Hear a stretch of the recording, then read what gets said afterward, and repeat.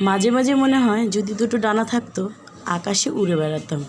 মনে যত দুঃখ কষ্ট সব আকাশে উড়িয়ে দিয়ে আসতাম।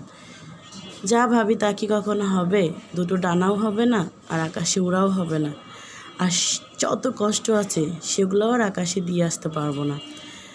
আসলে এই শহরের শুধু আলো আর আলো, আর শুধু হলো আপনার বড় বড় বিল্ডিং, আর কিচ্ছু না। এই শহরটার মধ্যে থাকতে থাকতে মাঝে মাঝে দম আটকে আসে। মনে হয় যে দূরে কোথাও যদি যেতে পারতাম, যেখানে কেউ নাই। সেটা কি কখনো সম্ভব?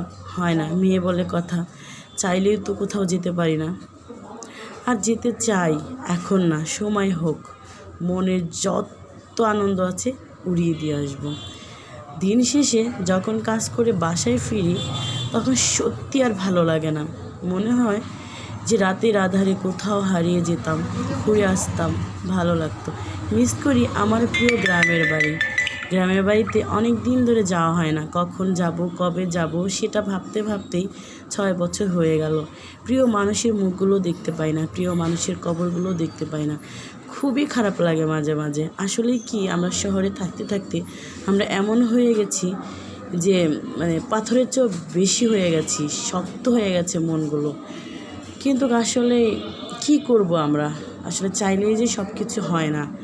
মাঝে মাঝে ছুটতে যেতে ইচ্ছা করে আমার সেই ছোট্ট গ্রামটাতে, যেখানে নদী, নালা, খাল, বিল, প্রিয় মানুষগুলো, কত চেনা মুখ, অচেনা মুখ দেখলে কতই না ভালো লাগবে।